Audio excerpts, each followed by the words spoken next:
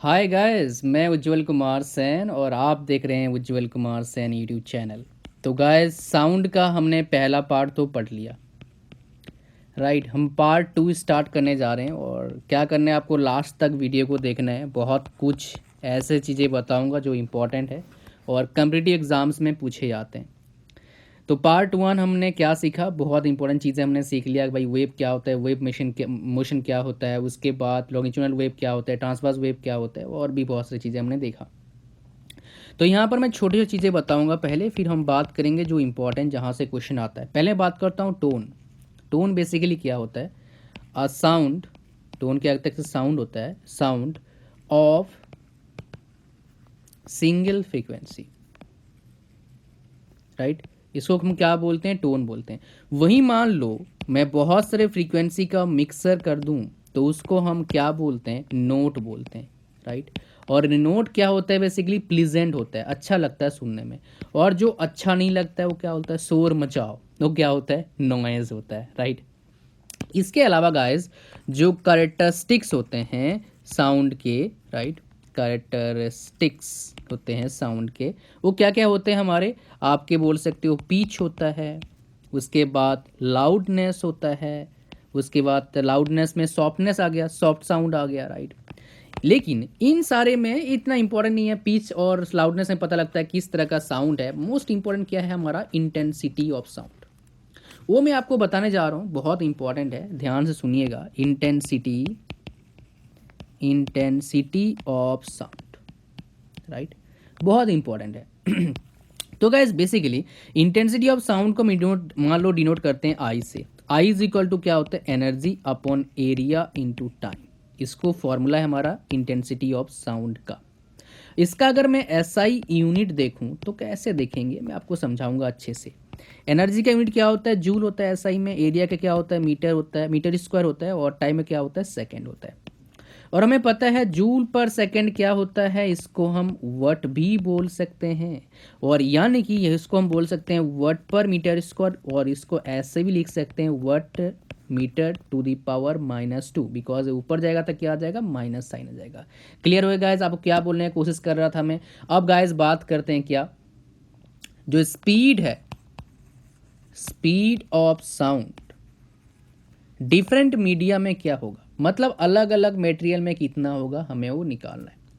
Guys आपको बता दूं, अगर टेम्परेचर बढ़ता है तो क्या होता है? स्पीड ऑफ साउंड क्या होता है? बढ़ता है। कैसे? एग्जाम्पल के साथ आपको समझाऊंगा।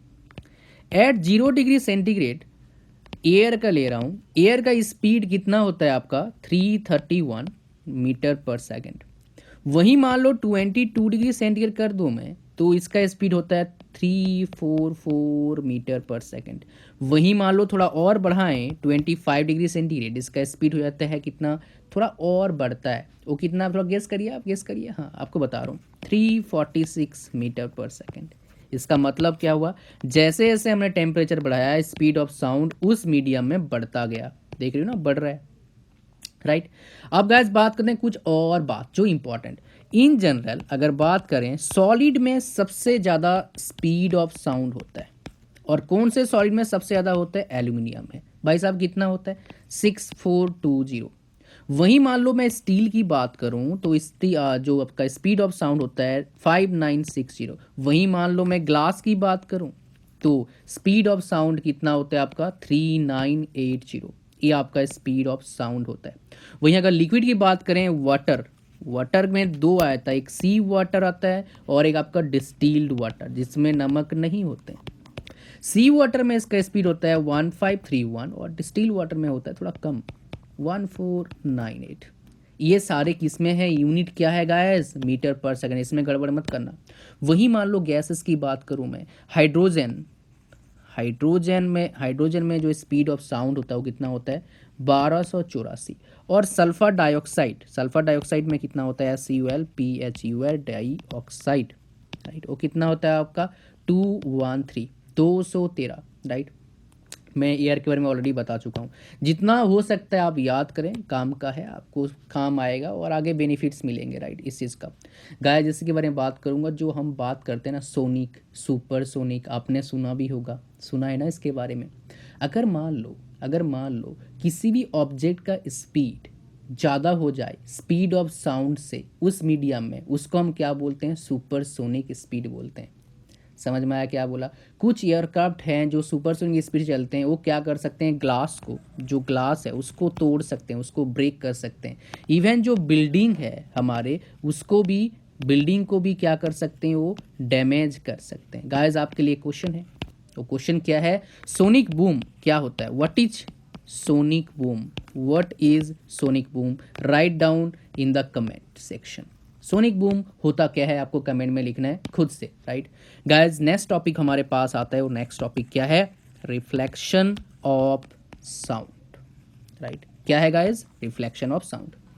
ध्यान से सुनिएगा, रिफ्लेक्शन ऑफ साउंड सिर्फ साउंड में नहीं होता है, और कहाँ होते हैं? अगर हम लाइट की बात करेंगे, मतलब रिफ्लेक्शन ऑफ साउंड की अलावा जो लाइट है, रिफ्लेक्शन ऑफ लाइट, उसमें भी आता है। और ये लॉज हम पढ़ते हैं किसमें? ऑप्टिक्स में पढ़ेंगे। मैं आपको पढ़ाऊंगा जब 10th क्लास के फिजिक्स आएगा, उसमें आपको बताऊंगा। पहले हम समझ लेते हैं है क्या, मतलब यहाँ पर हो क्या रहा है, अच्छे समझते हैं।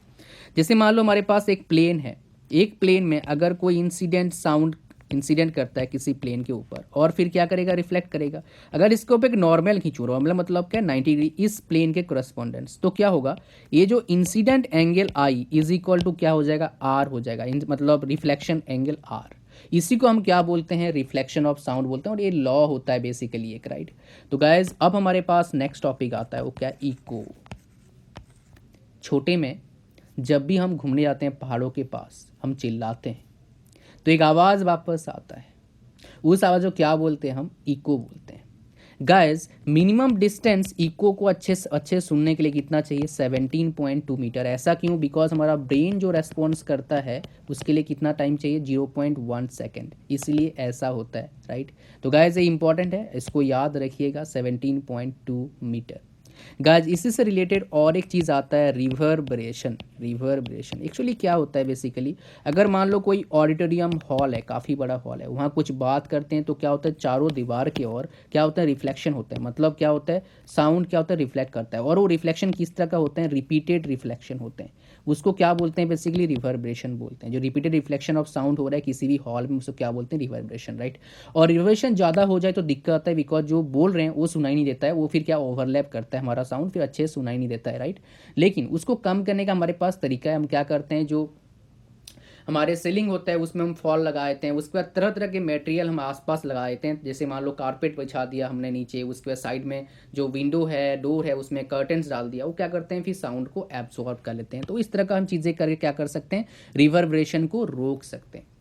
गाइस जैसे मल्टीपल रिफ्लेक्शन ऑफ साउंड हमारे लिए ख़राब करता है, लेकिन हमारे लिए कुछ फ़ायदा भी है। मतलब हम क्या है, इसका एप्लीकेशन भी है, कहीं हम इसको यूज़ करते हैं बेसिकली। जितने भी गाइस म्यूजिकल इंस्ट्रूमेंट की बात करूंगा, शहनाइज़ की बात करूंगा, ट्रम्पेट्स की बात करूंगा, ये सारे क्या करते हैं? आपका मल्टीपल रिफ्लेक्शन ऑफ साउंड का यूज़ करते हैं। उसके अलावा मेगाफोन्स की अगर बात करता हूँ, मेगाफोन्स टीवी में जब आता है ना, जो आप देखे होंगे, आप कब देखे होंगे? जब कोई मान लो चोर या डकैत या फिर टेररिस्ट छुपे रहते हैं, उनसे कम्युनिकेट करने के लिए पुलिस वाले यूज़ करते हैं मेगाफोन्स का, राइट। इसके अलावा अगर बात करूँगा, मान लो कहीं मान लो आपका सिनेमा थिएटर है या फिर कॉन्सर्ट हॉल है, सिनेमा थिएटर है, उसमें क्या करते हैं? कर्व शेप का बनाते हैं, ताकि जो भी बात हो और साउंड क्या करे? चारों ओर फैले, एक जगह रुक ना जाए। इसलिए क्या करते हैं? वो सीधा नहीं होता है, कर्व शेप का होता है। इवन जो साउंड बॉक्स होते हैं वो भी क्या होते हैं? कर्व शेप के होते हैं, ताकि वो साउंड क्या चारों ओर फैले, राइट। ये इंपॉर्टेंट एप्लीकेशन थे आपके क्या? मल्टीपल रिफ्लेक्शन ऑफ साउंड के।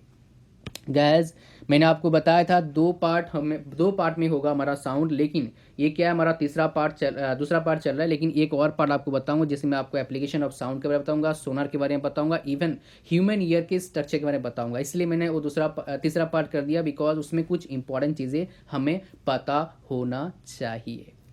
गाइज अब मोस्ट इम्पॉर्टेंट टॉपिक आपके साथ शेयर करने जा रहा हूँ, जो बहुत ही इंपॉर्टेंट है, जहाँ से क्वेश्चन आ सकता है। वो क्या है? Range of hearing. Range of hearing, right. Range of hearing. Guys range of hearing बताने से पहले मैं आपको दो चीज़ बताऊंगा। एक होता है आपका अल्ट्रासाउंड, ULTRASOUND, और एक होता है इंफ्रासाउंड। ये दोनों इंपॉर्टेंट चीज़ें हैं। अल्ट्रासाउंड उसको बोलते हैं जब हमारा फ्रीक्वेंसी रेंज 20 किलोहर्ट्ज़ से ज़्यादा होता है, उसको हम क्या बोलते हैं? अल्ट्रासाउंड। राइट। अल्ट्रासाउंड कहाँ यूज़ करते हैं आप लोगों को पता है इसके बारे में। और अल्ट्रासाउंड बेसिकली कौन कौन सा एनिमल यूज़ करते हैं, रैट यूज़ करती है, राइट। इसके अलावा बात करेंगे बैट, जो रात को हंटिंग करती है वो यूज़ करती है, डॉल्फिन्स यूज़ करते हैं, ये सारे क्या करते हैं, अल्ट्रासाउंड यूज़ करते हैं, राइट। इंफ्रासाउंड मतलब क्या हो गया, अगर साउंड क्या है, साउंड क्या है आपका, अगर साउंड लेस देन 20 हर्ट्ज है उसको हम क्या बोलेंगे, इंफ्रासाउंड बोलेंगे। और इसका रेंजिंग क्या होता है, 0 to 20 हर्ट्ज होता है इन जनरल इसका रेंज इंफ्रासाउंड का। गाइस अब बात करते हैं range of hearing. Human beings का रेंज ऑफ हियरिंग कितना होता है, 20 हर्ट्ज टू 20 किलो हर्ट्ज होता है ह्यूमन बींग का, राइट। वही मान लो चिल्ड्रन, छोटा बच्चा अंडर 5 ईयर्स, अगर 5 साल छोटा बच्चा है तो उसका कितना हो सकता है आप टू 25 किलो हर्ट्ज। और इसी से हम क्या करते हैं, कुत्ते जो होते हैं डॉग्स, उनके भी जो हियरिंग रेंज होते हैं वो क्या होते हैं 25 किलो हर्ट्ज। ये तो आपको गाइस बता दिया कि क्या ज़्यादा किसका रेंज होता है। अब गाइस बात करेंगे इंफ्रा साउंड के बारे में या फिर इंफ्रासोनिक साउंड के बारे में। गाइस आपने सुना होगा, मैंने भी सुना है कि जब अर्थक्वेक होने वाले होते हैं उससे पहले जो जंगल के जानवर होते हैं उनको पता लग जाता है कि अर्थक्वेक होने वाला है। कैसे, that's because of this, because जो अर्थक्वेक का फ्रीक्वेंसी होता है ना तो क्या होता है 5 हर्ट्ज से भी कम होता है, इसलिए हमें पता नहीं लगता है, वो जो जानवर होते हैं उनको पता लगा। कैसे कैसे जानवर की बात करेंगे, जैसे मान लो क्या है आपका एलिफेंट है, व्हेल्स है, उसका राइनोसोरस है, ये क्या करते हैं बेसिकली इंफ्रासाउंड रेंज में काम करते हैं, इनका इंफ्रासाउंड काम है, मतलब इंफ्रासाउंड रेंज में ही काम करते हैं, तो इसको पहले इनको पता लग जाता है।